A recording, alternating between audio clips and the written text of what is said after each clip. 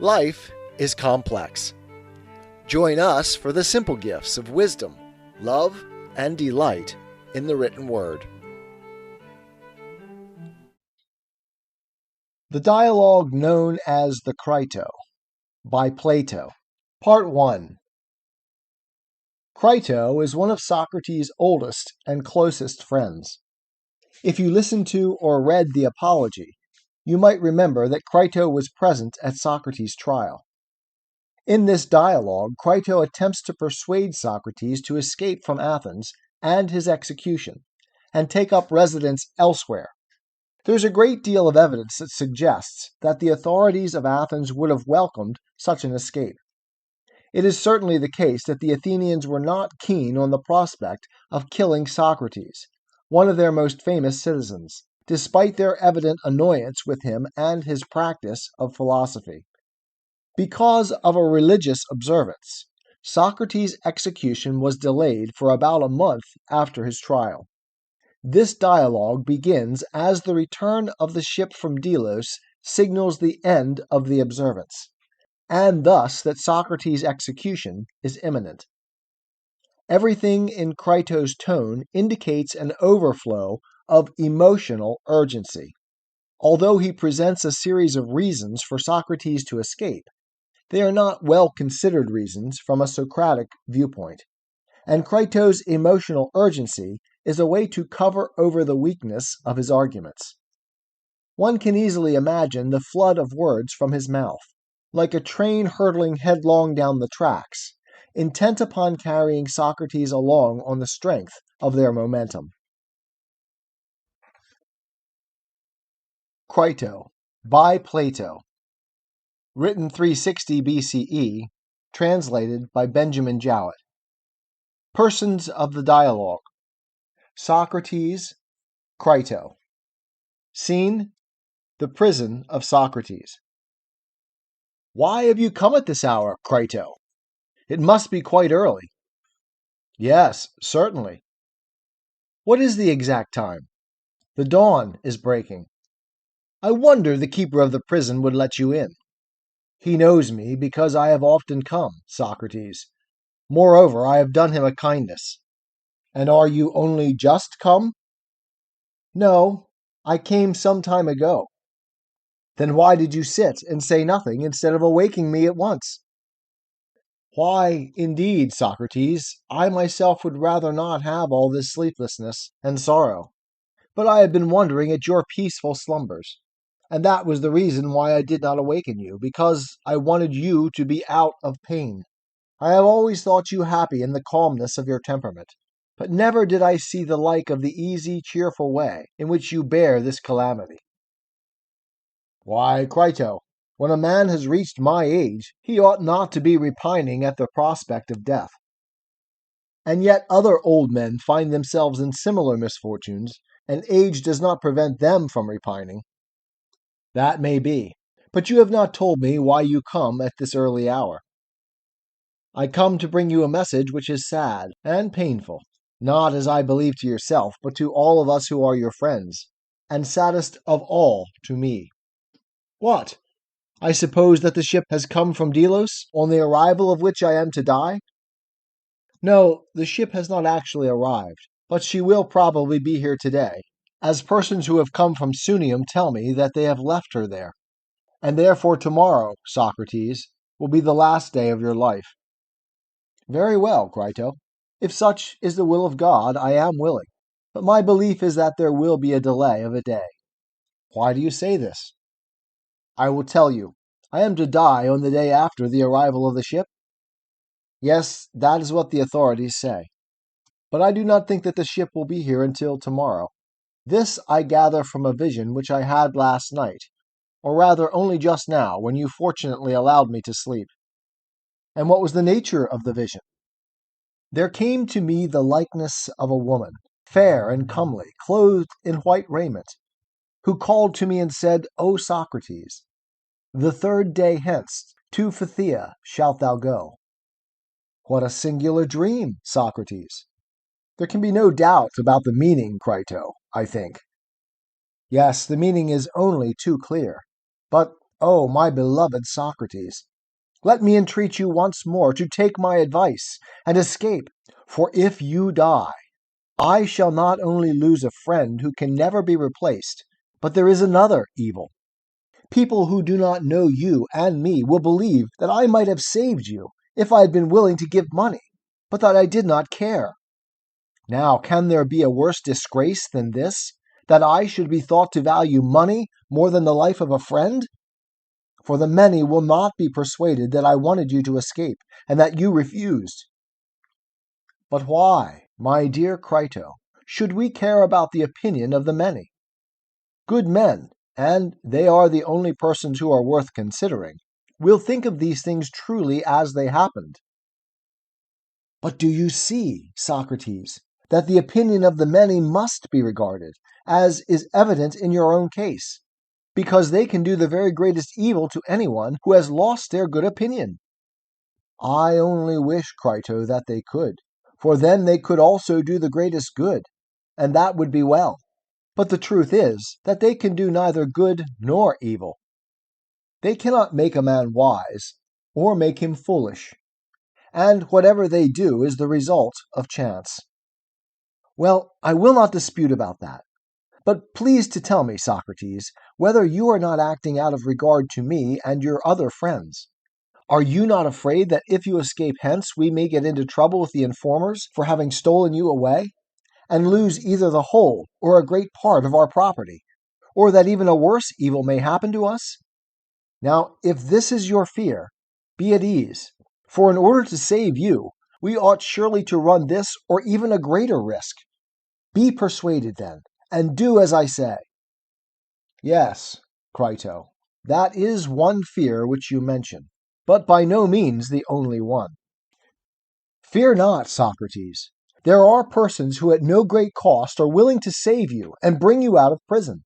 And as for the informers, you may observe that they are far from being exorbitant in their demands. A little money will satisfy them.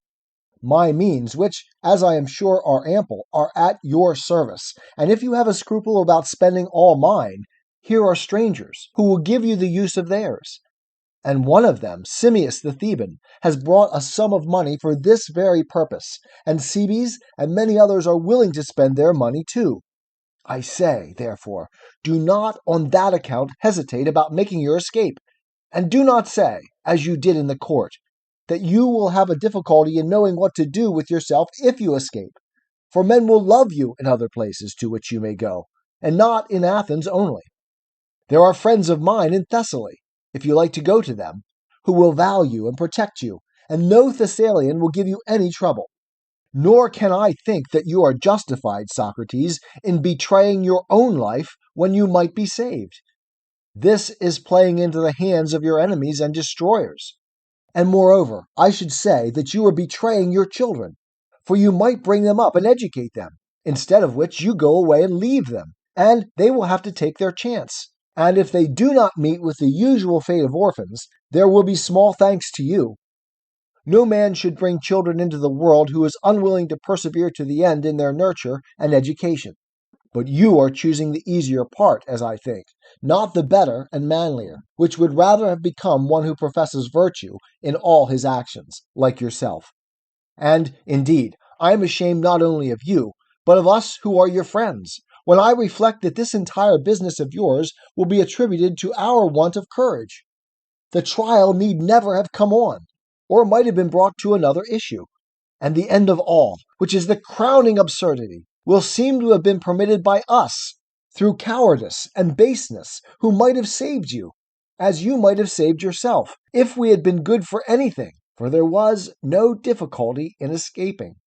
And we did not see how disgraceful, Socrates, and also miserable all this will be to us, as well as to you.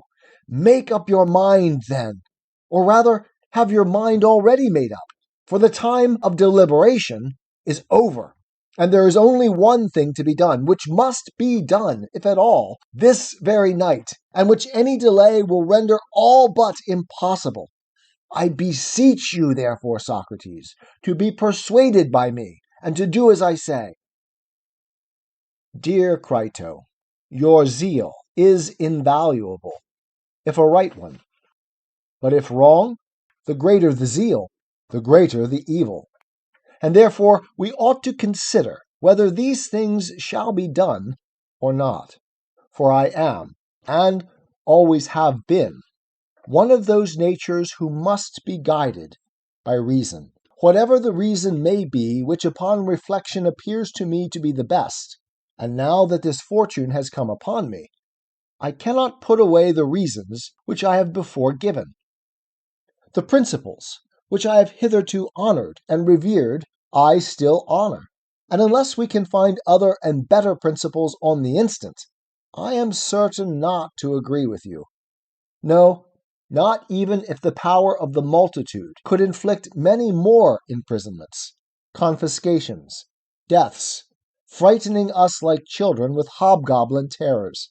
But what will be the fairest way of considering the question? Shall I return to your old argument about the opinions of men, some of which are to be regarded, and others, as we were saying, are not to be regarded? Now, were we right in maintaining this before I was condemned? And has the argument, which was once good, now proved to be talk for the sake of talking, in fact, an amusement only, and altogether vanity? That is what I want to consider with your help, Crito. Whether, under my present circumstances, the argument appears to be in any way different or not, and is to be allowed by me or disallowed. That argument, which, as I believe, is maintained by many who assume to be authorities, was to the effect, as I was saying, that the opinions of some men are to be regarded, and of other men not to be regarded. Now you, Crito, are a disinterested person who are not going to die tomorrow. At least there is no human probability of this, and you are therefore not liable to be deceived by the circumstances in which you are placed. Tell me, then, whether I am right in saying that some opinions, and the opinions of some men only, are to be valued, and other opinions, and the opinions of other men, are not to be valued. I ask you whether I was right in maintaining this. Certainly, Socrates. The good are to be regarded and not the bad? Yes. And the opinions of the wise are good, and the opinions of the unwise are evil? Certainly. And what was said about another matter? Was the disciple in gymnastics supposed to attend to the praise and blame and opinion of every man, or of one man only, his physician or trainer, whoever that was? Of one man only, Socrates. And he ought to fear the censure, and welcome the praise of that one only, and not of the many? Yes, that is clear. And he ought to live and train and eat and drink in the way which seems good to his single master who has understanding, rather than according to the opinion of all other men put together? True, Socrates. And if he disobeys and disregards the opinion and approval of the one, and regards the opinion of the many who have no understanding, will he not suffer evil? Certainly he will. And what will the evil be? Whither tending, and what affecting in the disobedient person? Clearly, Socrates, affecting the body. That is what is destroyed by the evil. Very good. And is this not true, Crito, of other things which we need not separately enumerate? In the matter of just and unjust, fair and foul, good and evil, which are the subjects of our present consultation, ought we to follow the opinion of the many, and to fear them, or the opinion of the one man who has understanding, and whom we ought to fear and reverence more than all the rest of the world, and whom deserting we shall destroy and injure that principle in us which may be assumed to be improved by justice, and deteriorated by injustice? Is there not such a principle? Certainly there is, Socrates. Take a parallel instance. If, Acting under the advice of men who have no understanding, we destroy that which is improvable by health and deteriorated by disease. When that has been destroyed, I say, would life be worth having? And that is the body? Yes. Could we live, having an evil and corrupted body? Certainly not. And will life be worth having, if that higher part of man be depraved, which is improved by justice and deteriorated by injustice? Do we suppose that principle, whatever it may be in man, which has to do with justice and injustice, to be inferior to the body? Certainly not. More honored, then. Far more honored.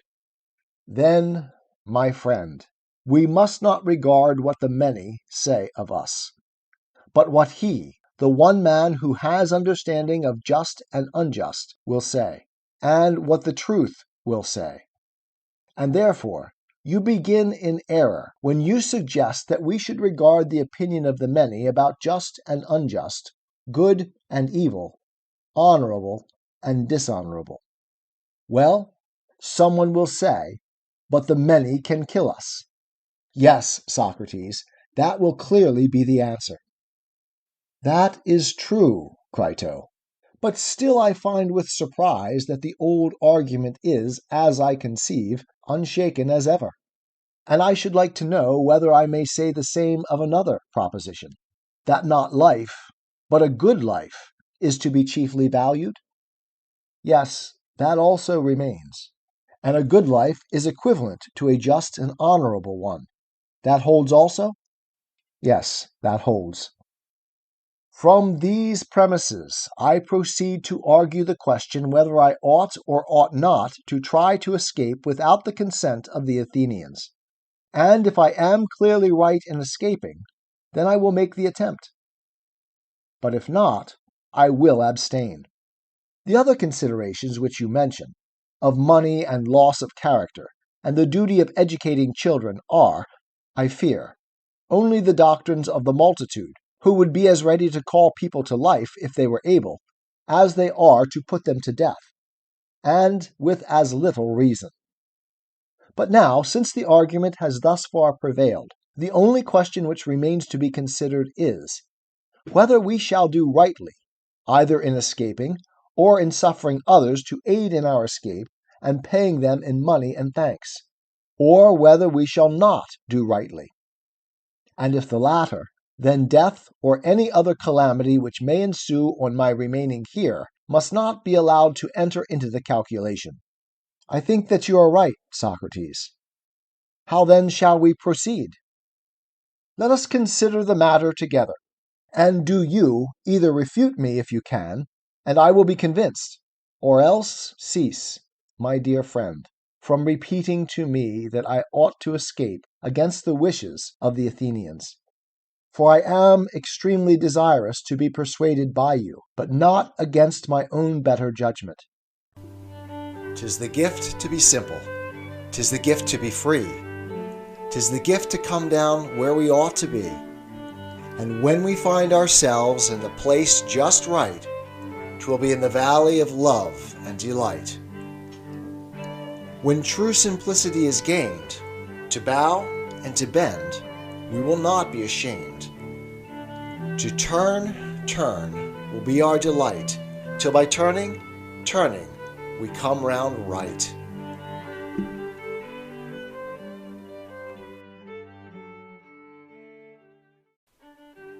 Life is complex. Join us for the simple gifts of wisdom, love, and delight in the written word. The dialogue known as the Crito, by Plato, Part 2. But now, since the argument has thus far prevailed, the only question which remains to be considered is, whether we shall do rightly, either in escaping or in suffering others to aid in our escape and paying them in money and thanks, or whether we shall not do rightly. And if the latter, then death or any other calamity which may ensue on my remaining here must not be allowed to enter into the calculation. I think that you are right, Socrates. How then shall we proceed? Let us consider the matter together, and do you either refute me if you can, and I will be convinced, or else cease, my dear friend, from repeating to me that I ought to escape against the wishes of the Athenians. For I am extremely desirous to be persuaded by you, but not against my own better judgment. And now please to consider my first position, and do your best to answer me. I will do my best. Are we to say that we are never intentionally to do wrong, or that in one way we ought, and in another way we ought not to do wrong? Or is doing wrong always evil and dishonorable, as I was just now saying, and has been already acknowledged by us? Are all our former admissions, which were made within a few days, to be thrown away? And have we, at our age, been earnestly discoursing with one another all our life long, only to discover that we are no better than children?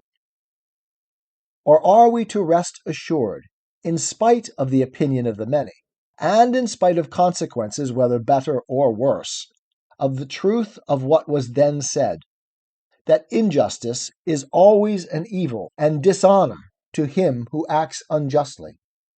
Shall we affirm that? Yes. Then we must do no wrong? Certainly not. Nor, when injured, injure in return, as the many imagine. For we must injure no one at all? Clearly not. Again, Crito, may we do evil? Surely not, Socrates. And what of doing evil in return for evil, which is the morality of the many? Is that just or not? Not just. For doing evil to another is the same as injuring him? Very true. Then we ought not to retaliate or render evil for evil to anyone, whatever evil we may have suffered from him. But I would have you consider, Crito, whether you really mean what you are saying. For this opinion has never been held, and never will be held, by any considerable number of persons.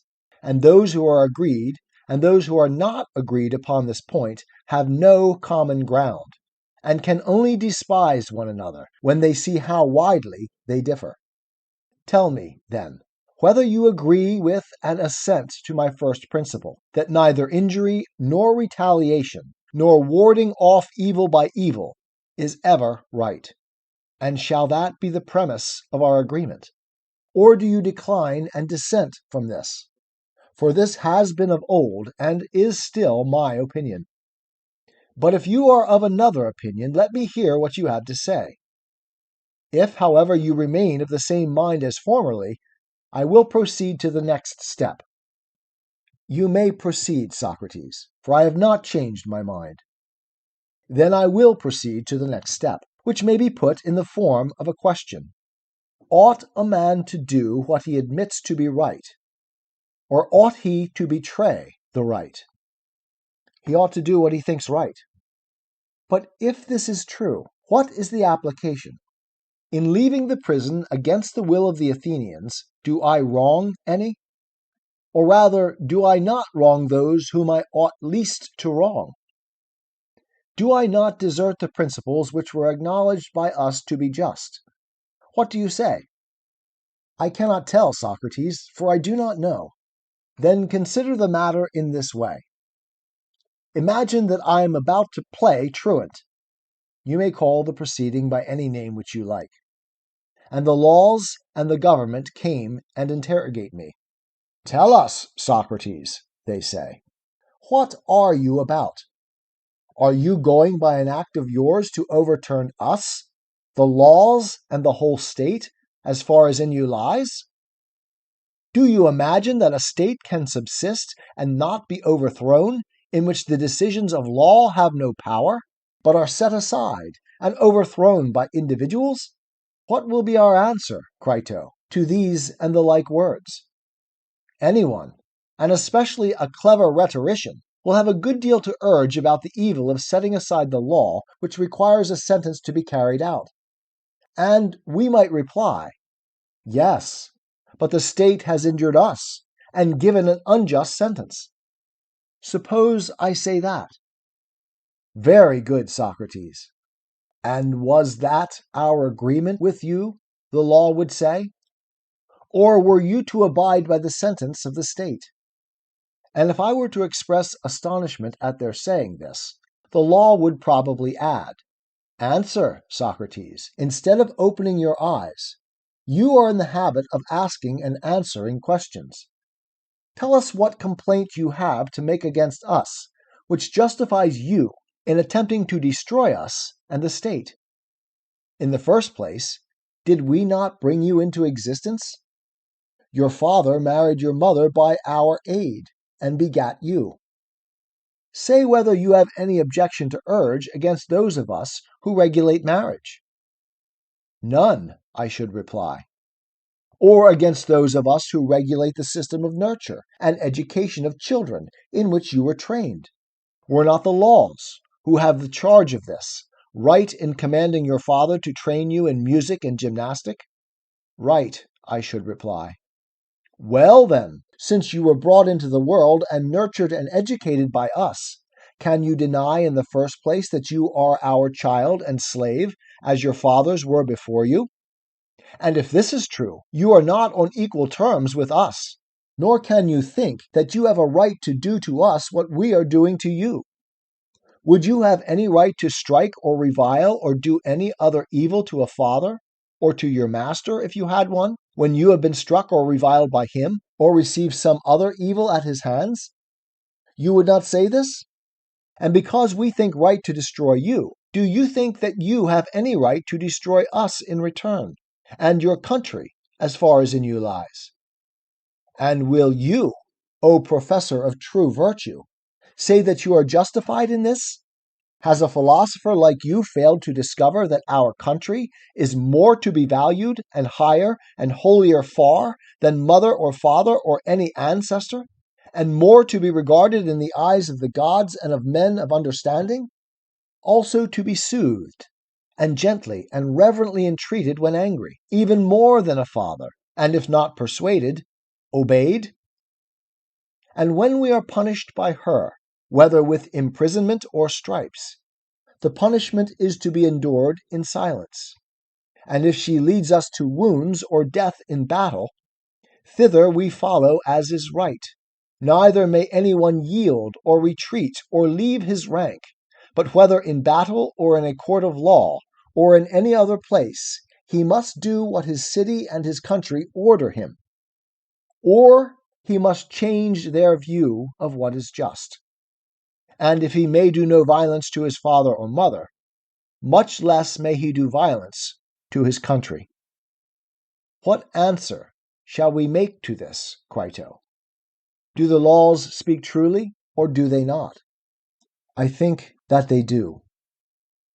Then the laws will say, Consider, Socrates, if this is true, that in your present attempt you are going to do us wrong.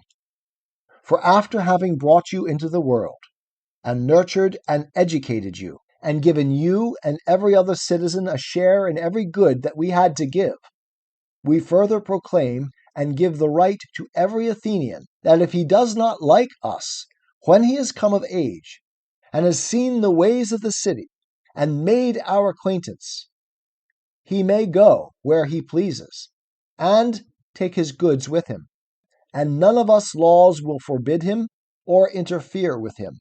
Any of you who does not like us and the city, and who wants to go to a colony or to any other city, may go where he likes, and take his goods with him. But he who has experience of the manner in which we order justice and administer the state, and still remains, has entered into an implied contract that he will do as we command him. And he who disobeys us is, as we maintain, thrice wrong. First, because in disobeying us, he is disobeying his parents. Secondly, because we are the authors of his education. Thirdly, because he has made an agreement with us that he will duly obey our commands. And he neither obeys them, nor convinces us that our commands are wrong. and we do not rudely impose them, but give him the alternative of obeying or convincing us. That is what we offer, and he does neither. These are the sort of accusations to which, as we were saying, you, Socrates, will be exposed if you accomplish your intentions. You above all other Athenians. Suppose I ask, why is this? They will justly retort upon me that I above all other men have acknowledged the agreement. There is clear proof, they will say, Socrates, that we and the city were not displeasing to you. Of all Athenians, you have been the most constant resident in the city, which, as you never leave, you may be supposed to love.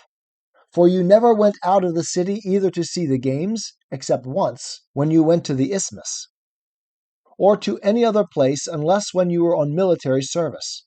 Nor did you travel, as other men do, nor had you any curiosity to know other states or their laws. Your affections did not go beyond us and our state. We were your especial favorites, and you acquiesced in our government of you. And this is the state in which you begat your children, which is a proof of your satisfaction. Moreover, you might, if you had liked, have fixed the penalty at banishment in the course of the trial. The state which refuses to let you go now would have let you go then, but you pretended that you preferred death to exile, and that you were not grieved at death. And now you have forgotten these fine sentiments, and pay no respect to us, the laws, of whom you are the destroyer, and are doing what only a miserable slave would do, running away and turning your back upon the compacts and agreements which you made as a citizen. And first of all, answer this very question.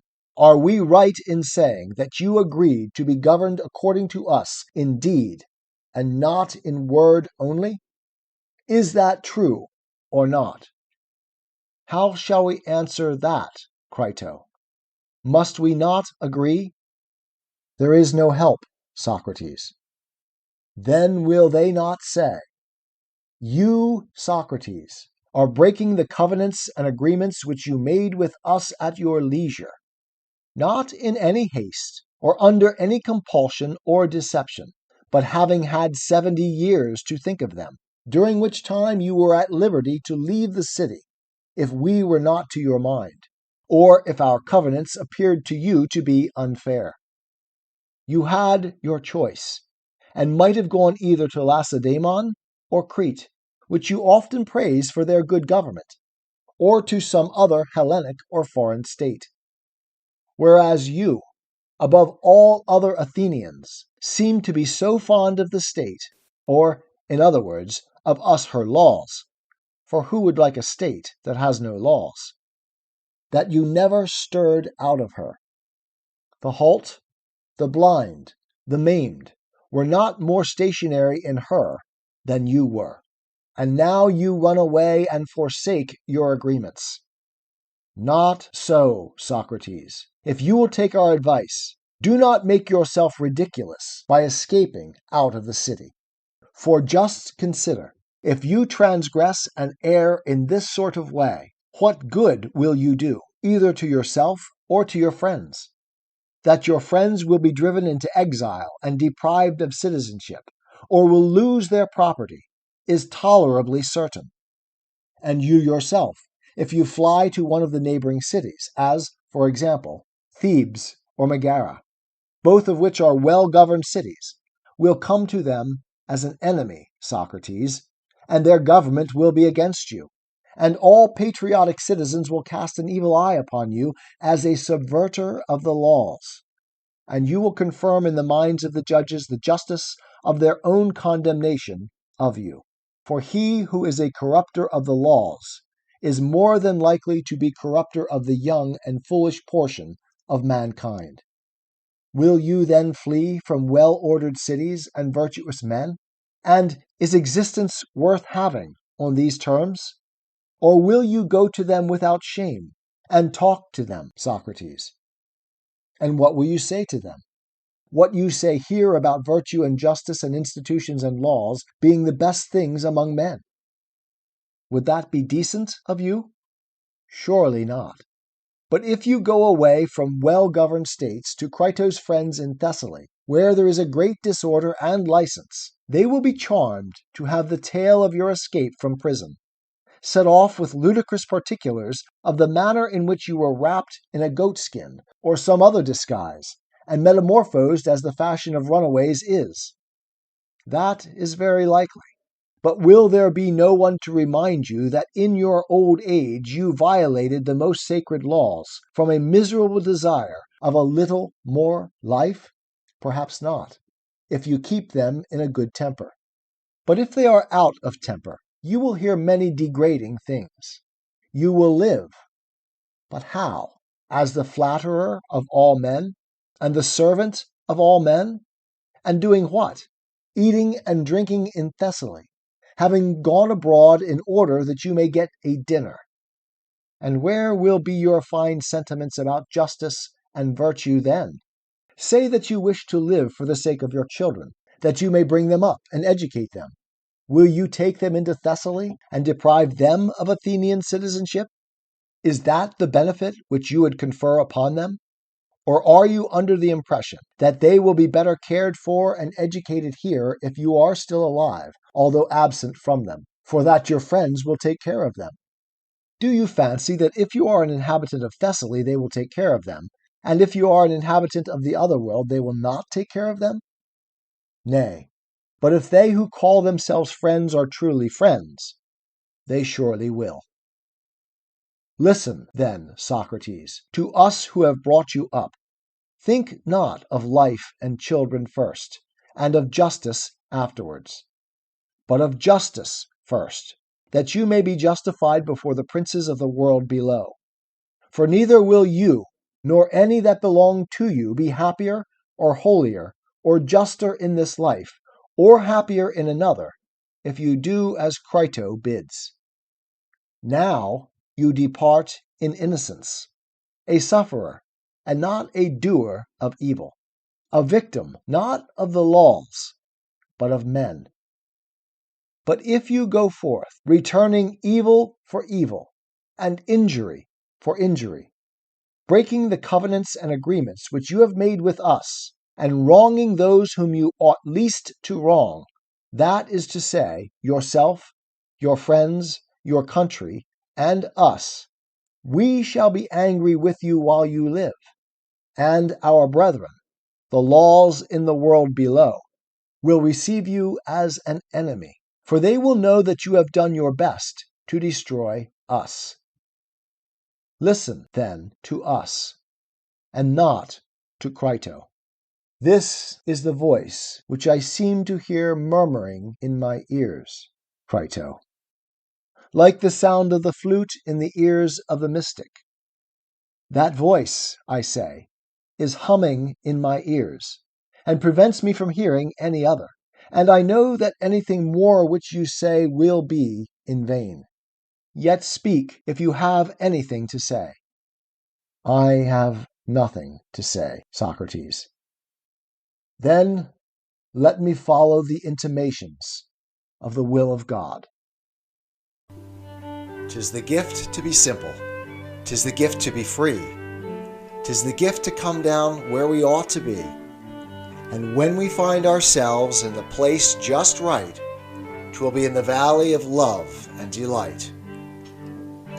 When true simplicity is gained, to bow and to bend, we will not be ashamed. To turn will be our delight, till by turning, we come round right.